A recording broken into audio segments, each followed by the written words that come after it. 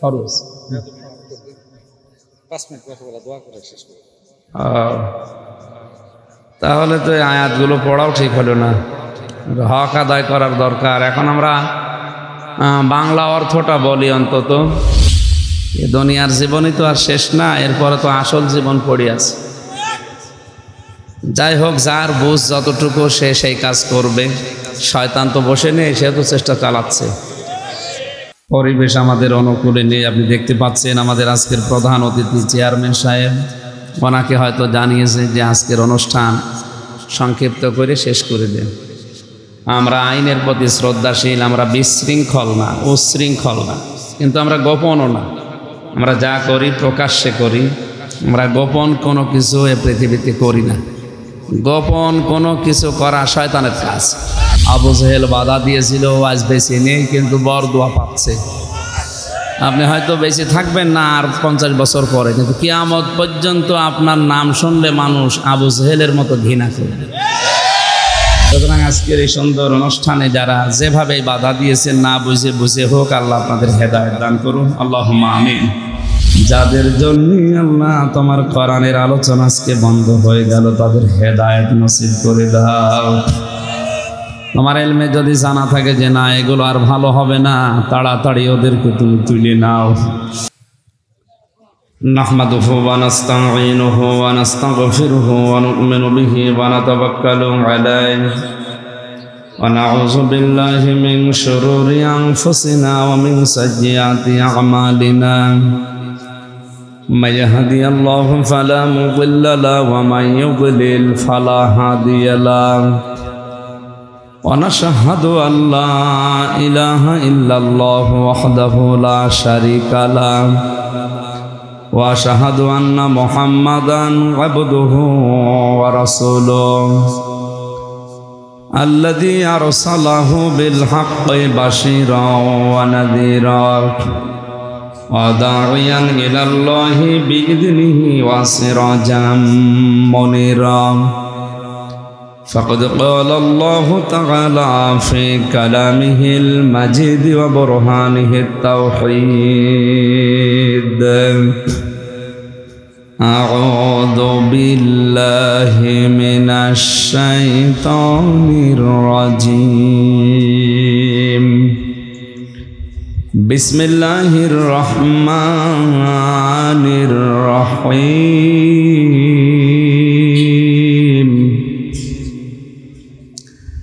وإن جهنم لموعدهم أجمعين لها 7 أبواب لكل باب منهم جزء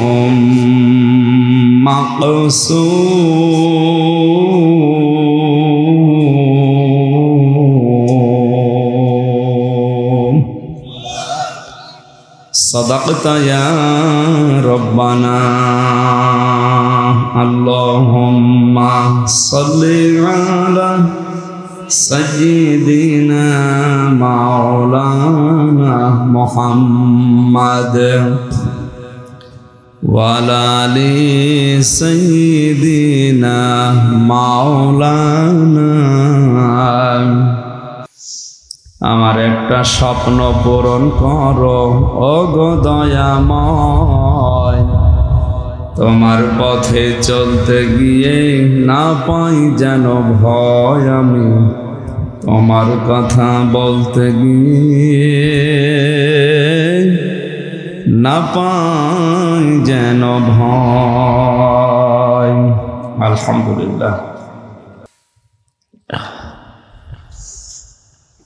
গাজীপুর জেলার শ্রীপুর থানার অন্তর্গত আতলড়া স্কুল জামে মসজিদ ও যুব সমাজের যৌথ উদ্যোগে ৮ম বাৎসরিক ঐতিহাসিক তাফসিরুল কোরআন মাহফিলের স্বনামধন্য সভাপতি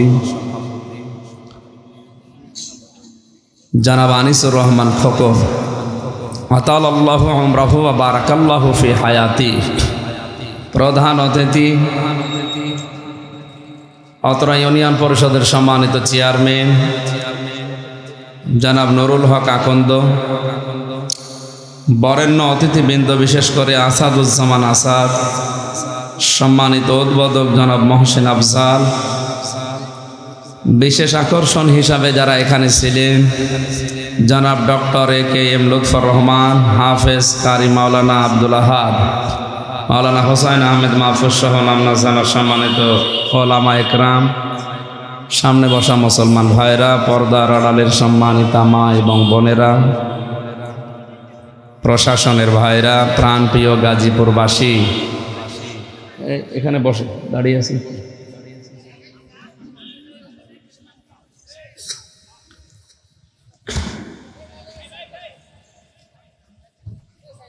দল মত নির্বিশেষে কোরআনের এই অনুষ্ঠানে যারা এসেছি খুশি হয়ে বলছে আলহামদুলিল্লাহ। আল্লাহ রাব্বুল আলামিন জানিয়েছেন ওয়ালাউ আন্না মাহফিল আরদি ওয়ালাউ আন্না মাহফিল আরদি মিন শাজারাতিন আকলামুন ওয়াল বাহরু ইয়ামুদ্দুহু মিন বাদিহি সাবআতু আবহুরিম মা নাফিদাত কালিমাতুল্লাহ ইন্নাল্লাহা আজিজুন হাকীম। সূরা লোকমানের ভেতরে আল্লাহ জানিয়েছেন পৃথিবীতে যত গাছ আছে সবগুলো যদি মানুষ আর জিন কলম বানিয়ে ফেলে, সমুদ্রের পানি যা আছে এর সাথে যদি আরো 7টা সমুদ্র যোগ হয়, সবাই মিলে যদি লিখতে শুরু করে আমি আল্লাহর কোরআনের ব্যাখ্যা বিশ্লেষণ, সব ফুরিয়ে যাবে, শেষ হয়ে যাবে। আমার কালামে যত কথা আমি দিয়েছি কোনোদিন ব্যাখ্যা লিখে শেষ করা যাবে না। এইরকম কোরআন থেকে এই গরমের ভেতরে মাত্র 1-1.5 ঘন্টা কথা শোনার জন্য বসেছি। আপনি বলেন তামাম পৃথিবীর সব গাছ পানি কালি হয়ে গেলে যার ব্যাখ্যা লেখা শেষ হবে না, 1-1.5 ঘন্টায় শেষ হবে? তারপরও আমরা তাফসীরুল কোরআন মাহফিল লেখা দেখলাম, আল্লাহর কোরআন থেকে তেলাওয়াতকৃত আয়াত সামনে নিয়ে তাফসীর আকারে কথা বলবো ইনশাআল্লাহ। সারা রাত কথা শোনার দরকার, 10 মিনিট শোনে, ভালোভাবে শোনো। আল্লাযী খালাকাল মাউতা ওয়াল হায়াতা লিয়াবলুয়াকুম আইয়ুকুম আহসানু আমালা। আল্লাহ তাআলা বলেন আমি তোমাদের মওত আর হায়াত বানিয়ে দুনিয়ায় পাঠালাম, আমি দেখতে চাই তোমাদের ভেতরে সবচাইতে ভালো কাজ কে করে আসতে পারে। তাহলে এই আয়াত থেকে কয়েকটা জিনিস বের হয়। 1 নম্বরে আমাদের মওত আগে বানিয়েছেন, 2 নম্বরে বানিয়েছেন হায়াত। না আগে হায়াত বানিয়েছেন? আগে মওত। আল্লাহ মওতকে আগে বানিয়ে এরপরে হায়াত বানালেন কেন? যাদের জীবন আছে তাদেরকে এই শিক্ষা দেওয়ার জন্য যে আপনি যাই করেন এটা সব সময় মনে রাখবেন যে আপনার মরা লাগবে। কি করা লাগবে? লিয়াবলুয়াকুম আইয়ুকুম আহসানু আমালা। আমি দেখতে চাই পৃথিবীর এই ছোট্ট জমিনে তোমাদের ভেতরে ভালো কাজ করে কে আসতে পারে, বেশি কাজ করে কে আসতে পারে, এ কথা আল্লাহ কোরআনে দেয়নি। খুব ভালোভাবে শোনেন, এটা ক্লাস চলছে এখন, যদিও সিটিবিটি অবস্থায় আছেন, এই গরমে এভাবেই থাকেন, ভালো লাগছে, কিন্তু ক্লাসের মতো জবাব দেবেন। আল্লাহ বেশি কাজ চায় না ভালো কাজ চায়? বলেন বলেন। ভালো কাজ। আকসারও আমালা নেই কোরআন, আছে আহসানও আমালা। এই জন্য 10 মিনিট শোনেন, কিন্তু কাজটা যেন ভালো হয়, শোনাটা যেন ভালো হয়।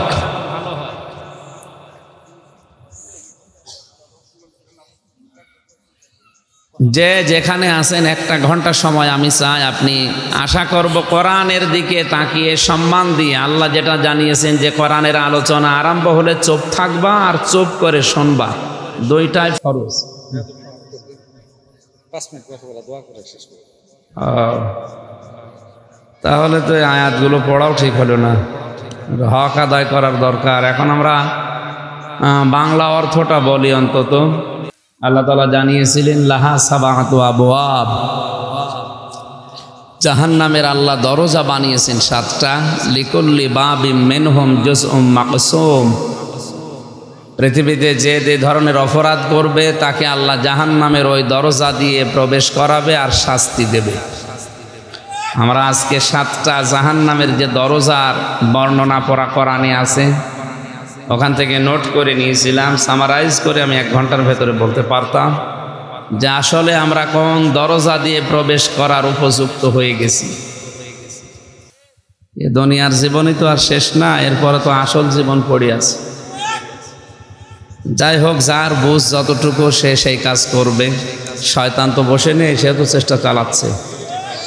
ওয়াইন্না জাহান্নামা লামাউইদুহুম আজমাইন। আল্লাহ জানিয়েছিলেন অবশ্যই তোর অনুসারী যারা হবে তাদেরকে দিয়ে আমি জাহান্নাম পূর্ণ করব। তাদের ভেতরে না জানে আবার আমরা পড়ে যাই কিনা।